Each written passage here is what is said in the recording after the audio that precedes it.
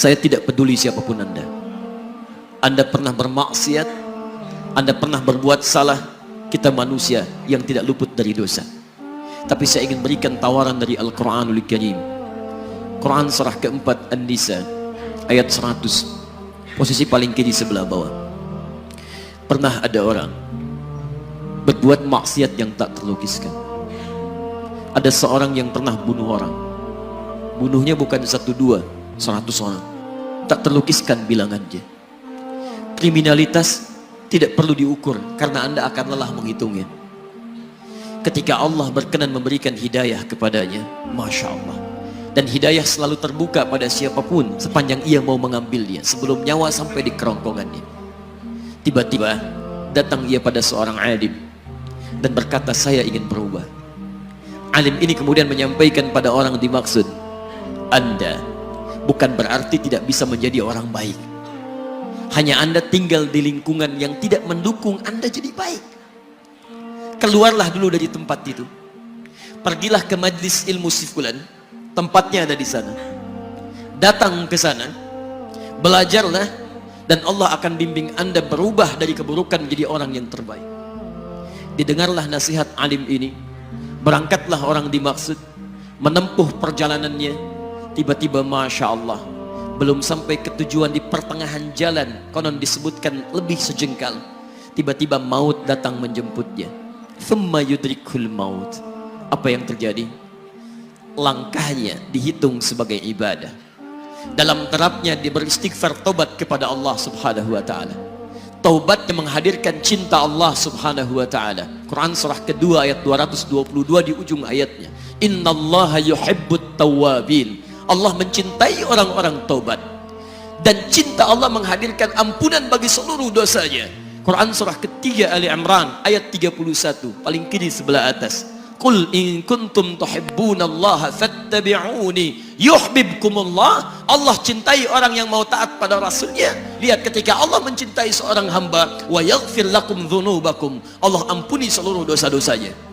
Derap langkahnya menghadirkan istighfar, taubatnya menghadirkan cinta Allah menghadirkan seluruh ampunan bagi dosa-dosa yang ia miliki. Maka apa yang terjadi? Di tengah perjalanan maut menjemputnya, thumma yudrikhul maut faqad waqa'a ajruhu 'ala Allah. Dan pahala diberikan kepada orang tadi. Di jalan, maaf, maut datang, taubat diterima, dosa diampuni, dan amalan didapati dengan derap langkahnya.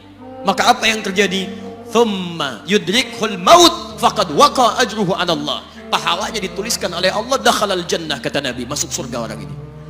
Anda bisa bayangkan, pernah bunuh orang 100 orang, mabuk tak terlukiskan, kriminalitas tak perlu dihitung. Ketika dia mau bertobat, datang ke majlis ilmu, Masya Allah, meninggal di tengah jalan, kata Nabi, dakhalal jannah.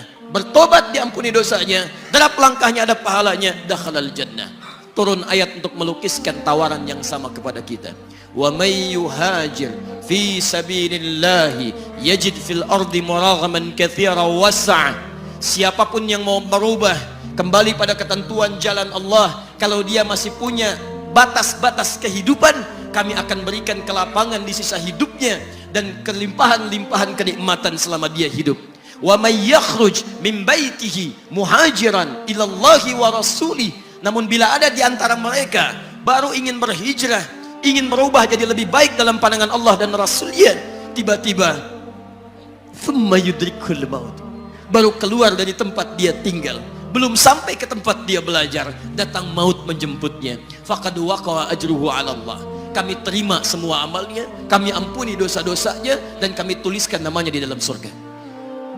Bila 100 orang saja yang pernah dibunuh oleh orang ini, pernah bunuh 100 orang, mabuk tak terlukiskan, kriminalitas tak terhitung, mau berangkat ke majlis ilmu, tak sampai ke majlisnya, meninggal dia, bisa masuk surga.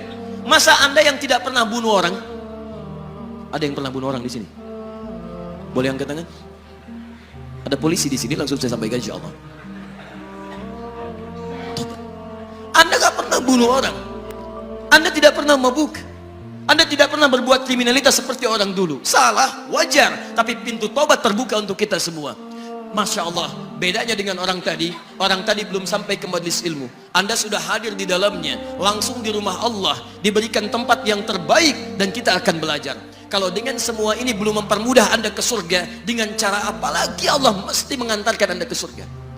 Kalau dengan duduknya Anda di sini belum mau juga bertobat, dengan cara apa lagi Allah harus membimbing Anda bertobat? Kalau dengan seperti ini belum juga Anda taat kepada Rasul, dengan cara apa lagi Allah mesti meyakinkan Anda untuk taat kepada Rasulullah SAW? Karena itu teman-teman sekalian, mari kita pelajari ilmunya, dan dengan ilmu itu akan membimbing kita insya Allah kembali kepada Allah sampai mengajak keluarga kita ke surga insya Allah.